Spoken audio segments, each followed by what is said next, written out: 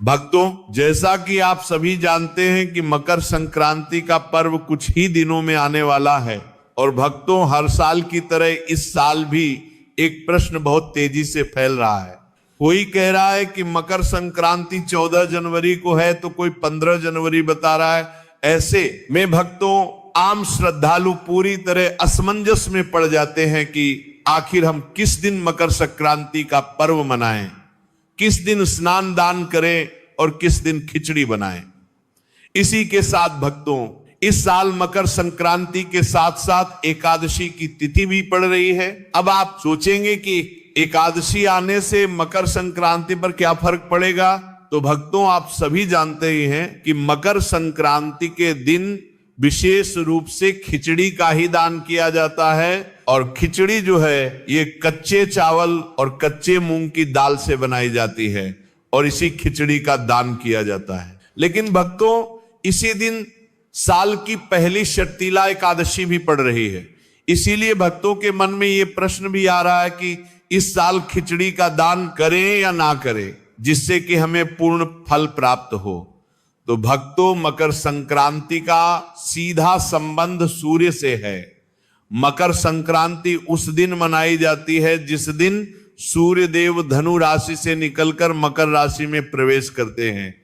इसी को सूर्य का उत्तरायण होना भी कहा जाता है। अब भक्तों, इसे ध्यान से समझिए कि उत्तरायण का अर्थ केवल दिशा परिवर्तन नहीं है। इसका अर्थ है कि सूर्य की किरणें अब धीरे धीरे पृथ्वी पर सीधी पड़ने लगती हैं, ठंड कम होने लगती है, दिन बड़े होने लगते हैं और जीवन में सकारात्मक ऊर्जा का संचार होने लगता है।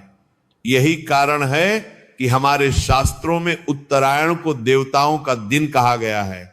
और भक्तों, इस वर्ष सूर्य देव 14 जनवरी 2026 बुधवार के दिन ही मकर राशि में प्रवेश कर रहे हैं। यह प्रवेश दोपहर के समय लगभग 3 बजे के आसपास हो रहा है। शास्त्रों के अनुसार चाहे सूर्य का प्रवेश सुबह हो, दोपहर हो या शाम को, जिस कैलेंडर तिथि में सूर्य का मकर में प्रवेश होता है उसी दिन मकर संक्रांति मनाई जाती है। इसी कारण इस वर्ष मकर संक्रांति पूरे भारत में 14 जनवरी 2026 को ही मनाई जाएगी।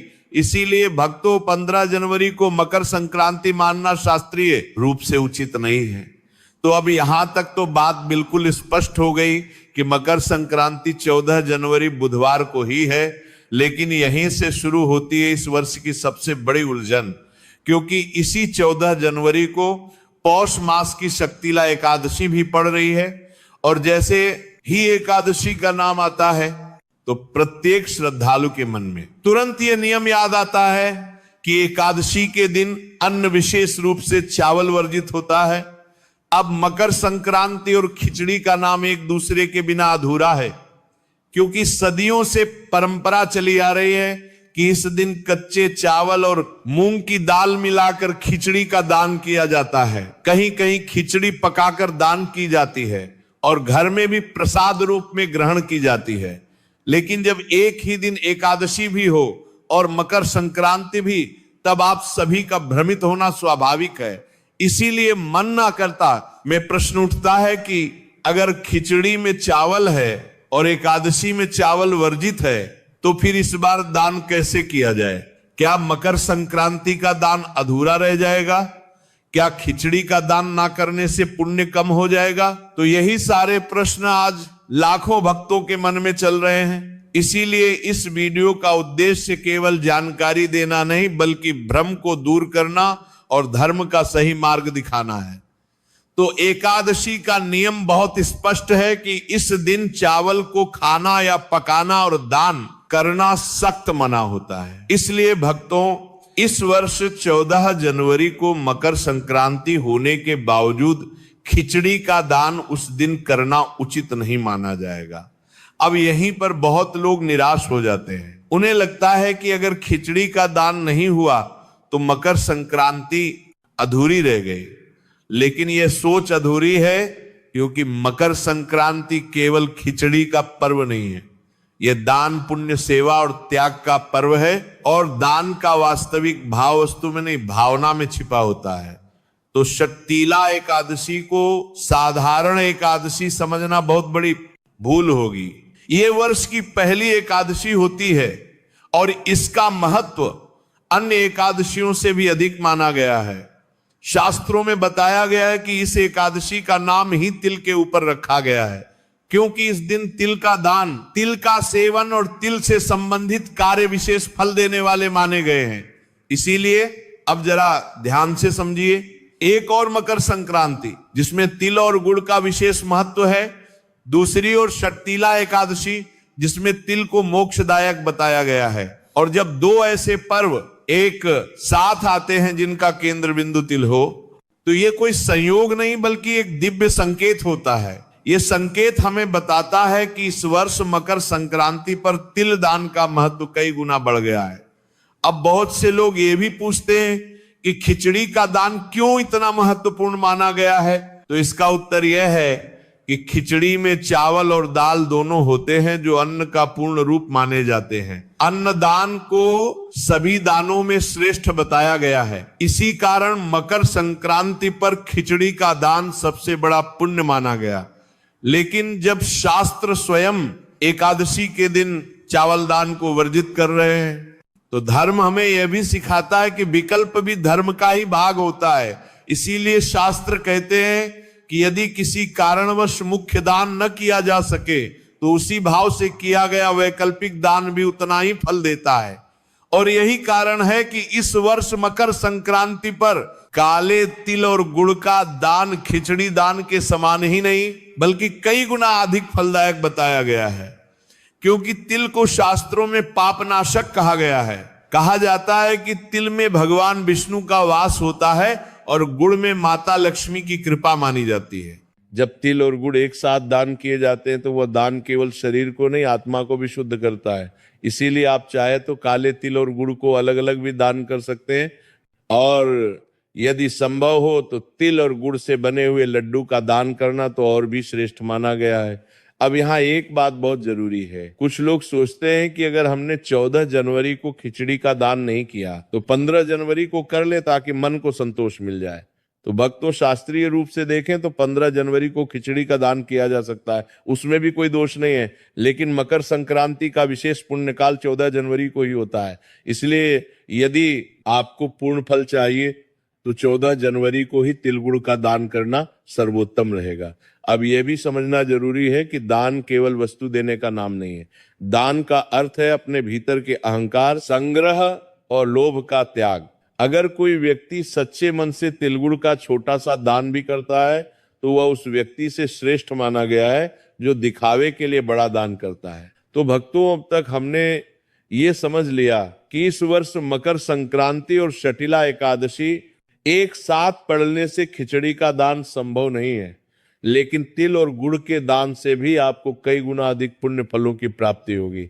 अब भक्तों, हमारे शास्त्र कहते हैं कि दान का मूल्य वस्तु से नहीं भाव से तय होता है। अगर कोई व्यक्ति बहुत साधारण वस्तु भी पूरे श्रद्धा भाव से दान करता है तो उसका फल उस व्यक्ति से कहीं अधिक होता है जो महंगी वस्तुओं का दान केवल दिखावे के लिए करता है। क्योंकि मकर संक्रांति का समय विशेष रूप से सेवा और करुणा का समय माना गया है। ये वही समय है जब ठंड अपने चरम पर होती है और गरीब, असहाय, वृद्ध और सड़क किनारे रहने वाले लोग इस ठंड को सबसे अधिक सहते हैं।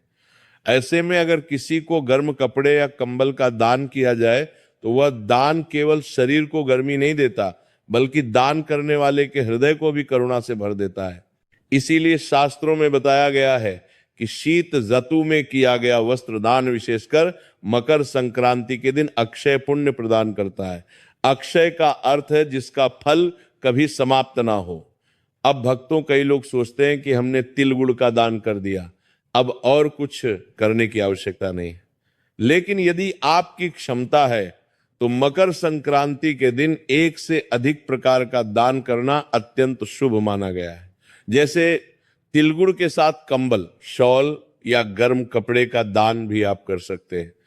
अब भक्तों, यहाँ एक बहुत महत्वपूर्ण प्रश्न आता है कि दान किससे दिया जाए।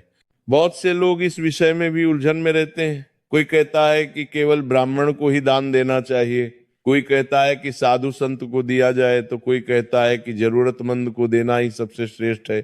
तो शास्त्रों का उत्तर बहुत सरल है, जहां वास्तविक आवश्यकता हो वही दान के पात्र है। अगर कोई व्यक्ति सच में ठंड से कांप रहा है, भूखा है, असहाय है, तो उसे दिया गया दान सीधे ईश्वर तक पहुंचता है। भक्तों, स्वयं भगवान श्री कृष्ण ने गीता में कहा है कि जो मेरी बनाई हुई सृष्टि की सेवा करता है वही वास्तव में मेरी पूजा करता है। इसलिए आप तिल गुड़ का दान किसी गरीब व्यक्ति को दें, कंबल किसी जरूरतमंद को दें, या मंदिर जाकर पंडित जी को दक्षिणा दें, तीनों ही प्रकार का दान पुण्यदायक है। बात करते हैं दक्षिणा की।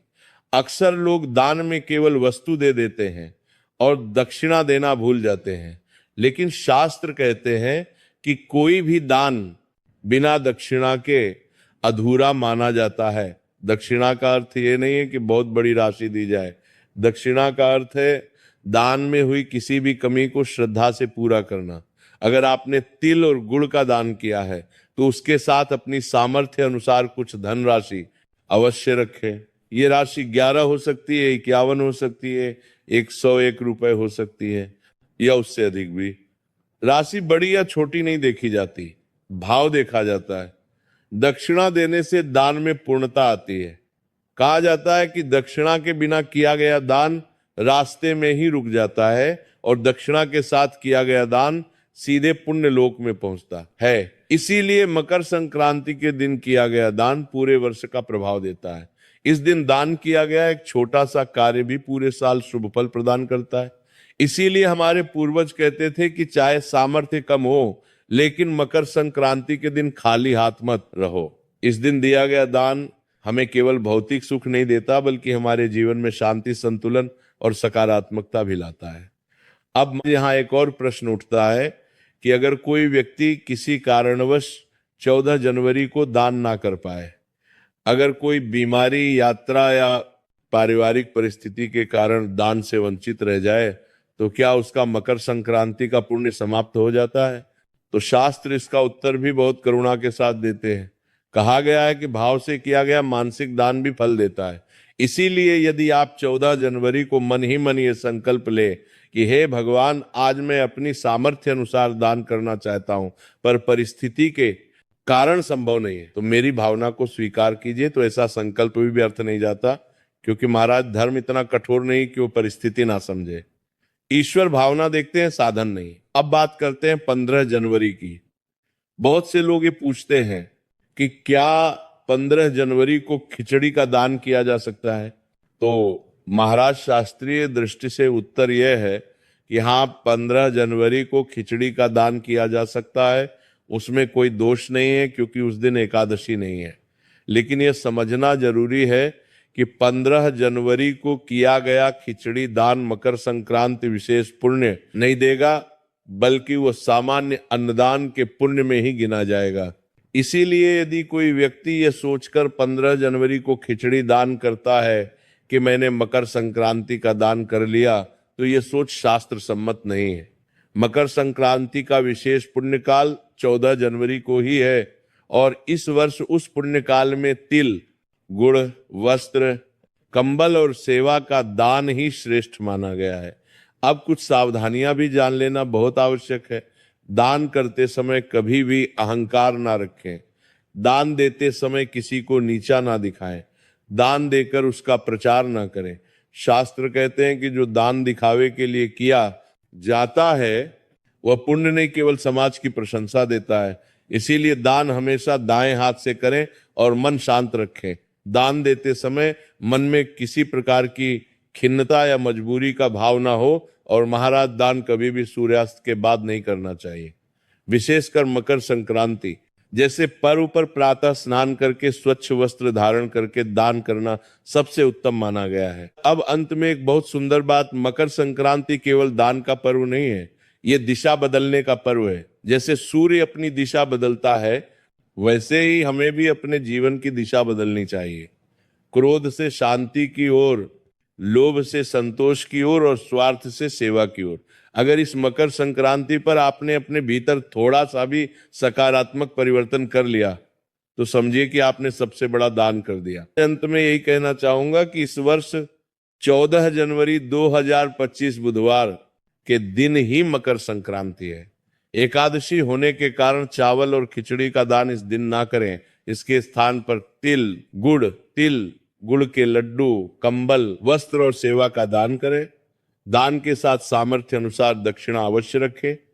तो भक्तों, इसी के साथ यह कथा समाप्त होती है। बोलो राधे राधे।